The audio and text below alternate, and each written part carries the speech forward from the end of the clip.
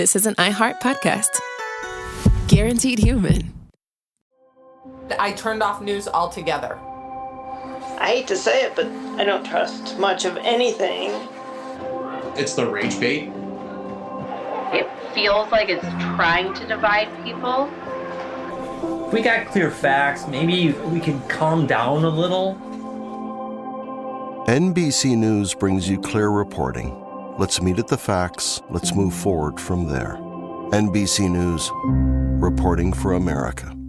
In business, there's no room for guesswork. Every shipment matters. Every deadline counts. When you're trying to keep operations running smoothly, the last thing you need is uncertainty. That's why reliability is at the core of USPS Ground Advantage. Each package moves through a secure, nationwide network tracked from dock to door with affordable, upfront pricing and delivery you can depend on. Because knowing your logistics are handled lets you focus on everything else. Visit USPS.com/Ground Advantage to start shipping with confidence. USPS Ground Advantage.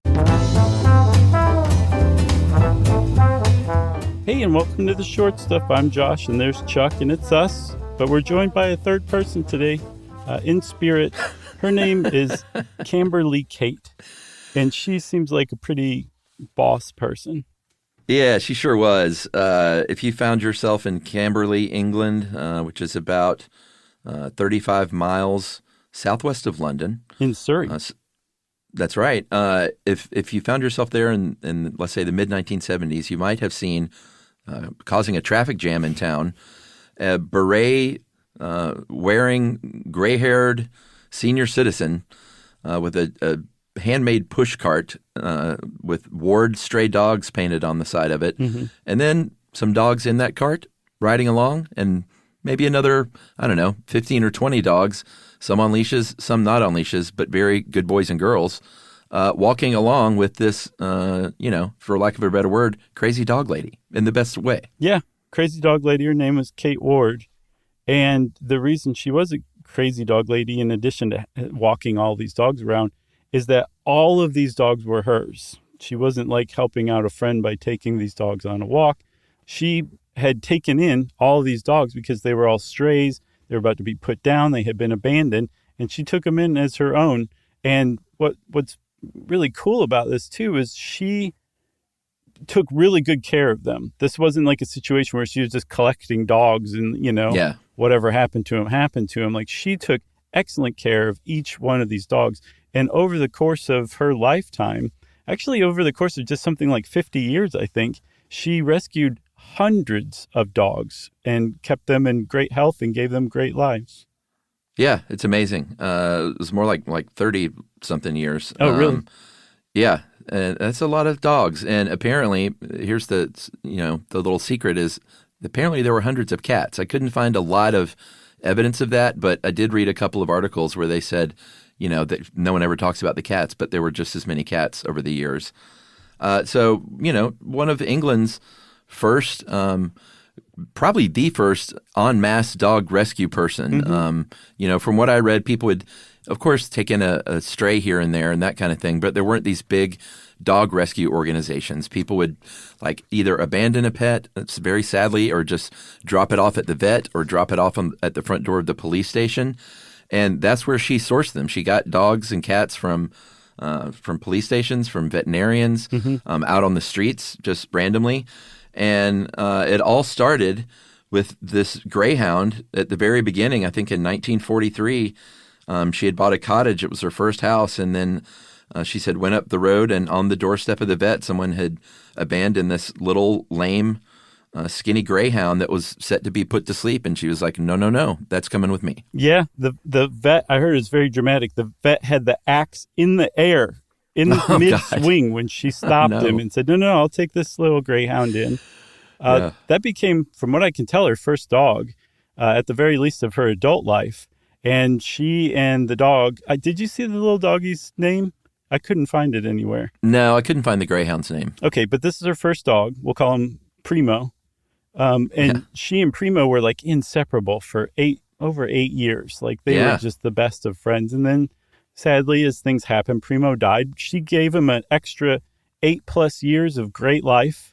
He had a new best friend. So his passing was sad in and of itself, but it wasn't as sad as if he'd been put down for being lame 8 years earlier. Yeah, for sure. And she said, and a lot of this comes from this great BBC interview from the mid-'70s that you can watch on YouTube if you want to hear Kate in her cantankerous ways kind of spill this story out. But she said that at the time, everyone kind of thought like, well, that's it. No one's going to, like, this woman isn't going to get another dog. And she was like, that was just the start. And at this point, it was 500 dogs by the time of this interview. And then I think 4 years later, that had grown to 600 by the end. It's nuts, man. It's so great, too.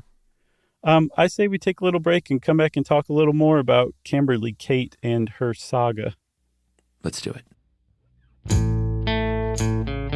Oh, the stuff we learned from Josh and Chuck. Stuff you should know. I turned off news altogether. I hate to say it, but I don't trust much of anything. It's the rage bait. It feels like it's trying to divide people.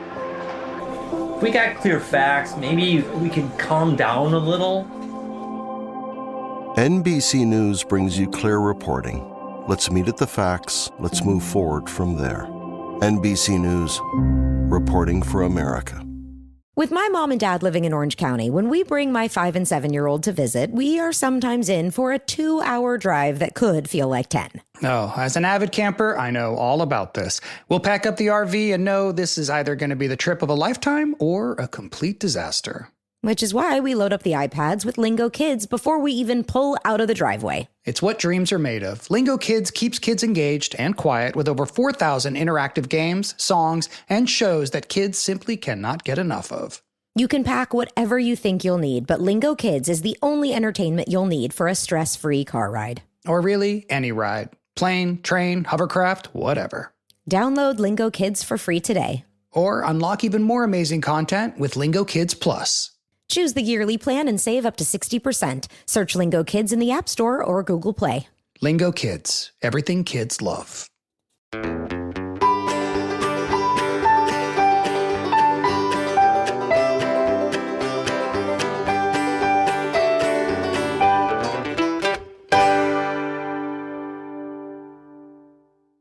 Okay, Chuck, so some point back there, you had said that she sourced her dogs from different places, and I couldn't help in my mind think that it sounded like she was running a farm-to-table operation out of her house. Yeah. That's not at all what she was doing. She was doing the opposite of that. She was not eating dogs. She was taking really good care of them, as we said. And one of the really crazy things about this, or neat things about this, is she could rattle off the names of all the dogs she'd ever taken care of. Yeah. She's being interviewed at age 80, and she's not only rattling off their names like Patch and Daddy, she's also talking about where she got each one or how she found each one, too. So it's quite obvious that each one of these dogs that she took in and would have dozens at a time meant something very important to her, each one. Yeah, for sure. I mean, just to be able to remember 600 things at that age is pretty remarkable. Yeah, for sure. And she couldn't do this without help. It seems like there were townspeople who would donate money for food, although one of them was keen to point out that, like, she never took anything for herself, even when people tried to help her out. Yeah. She didn't have a whole lot of money, but she did have the help of a local vet, a guy named Jeffrey Craddock, who did pro bono care for her dogs. And he's interviewed and basically was like, these are some of the healthiest dogs I've come across. He said they seem to live a little longer than most, an average of about 16 years, and they're in better shape than the average dog. Mm-hmm. She feeds them well, he said, but like not too much. He said none of them are overweight, and they're all very well behaved because, as you see on these dog walks, like a lot of them even aren't on leash. Right. And in fact, she battled a leash law that came around at one point that I don't think was necessarily targeting her, but would have affected her. No, that's the other reason why people remember her. In addition to being mentioned in Sir Arthur Bryant's personal history of 20th century England called The Lion and the Unicorn, he gave her that nickname in the book.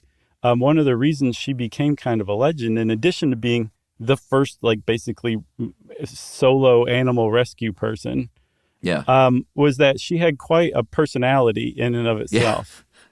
Like, she was known to be rather vocal and defensive, and anytime somebody threatened her dogs with putting them on a leash or taking them away from her, something, she let them know in no uncertain terms that they were not going to do that.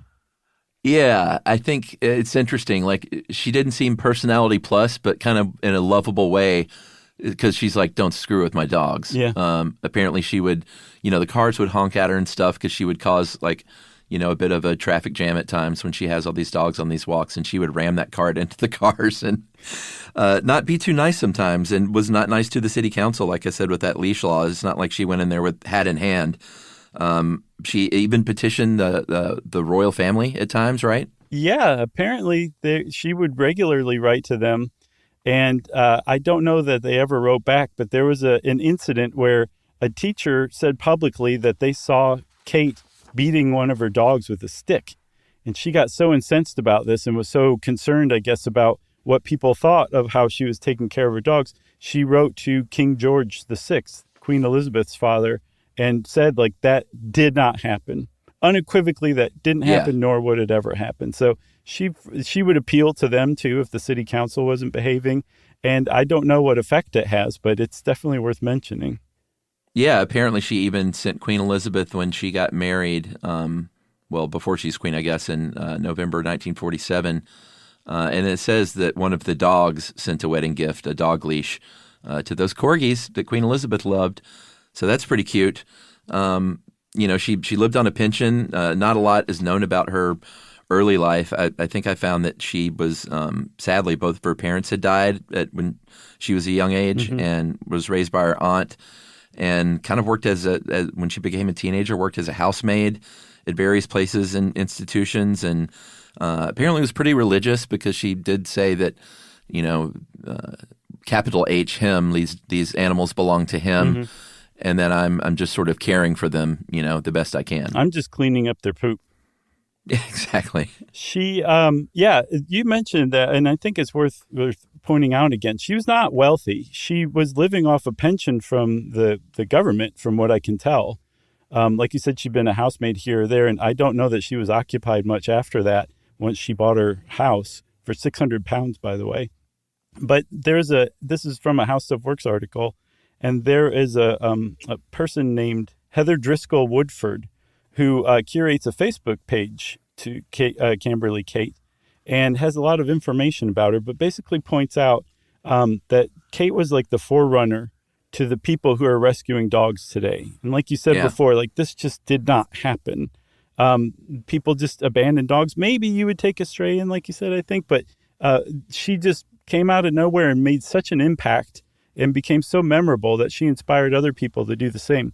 Not nearly to the degree that she did. Like, there's very few animal rescue people with a couple dozen dogs at any given time, but or let alone not just fostering them, keeping them for the rest of their lives. But she definitely inspired people in that respect, for sure. Yeah. Very sadly, she passed. I guess she was about 84, because this was in 1979. She had a series of strokes. In the BBC, she was 80 and 75. So a nice full life, saved a lot of dogs and cats. Yep. So we salute Camberley Kate. Yes, we take our berets off to her. And Short Stuff is out. Stuff You Should Know is a production of iHeartRadio.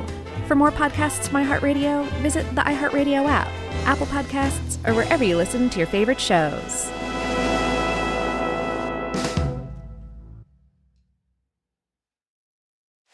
Grainger knows when you're a procurement manager for an office park, you're not managing one building, you're managing all of them. And to stay ahead, you need to see through walls and around corners. Lights about to fail, filters ready to clog, HVAC on its last leg. If you wait until something breaks, you're already behind. Count on Grainger for quality products, easy reordering, and 24/7 support. Call 1-800-GRAINGER, click Grainger.com, or just stop by. Grainger, for the ones who get it done. This is an iHeart podcast. Guaranteed Human.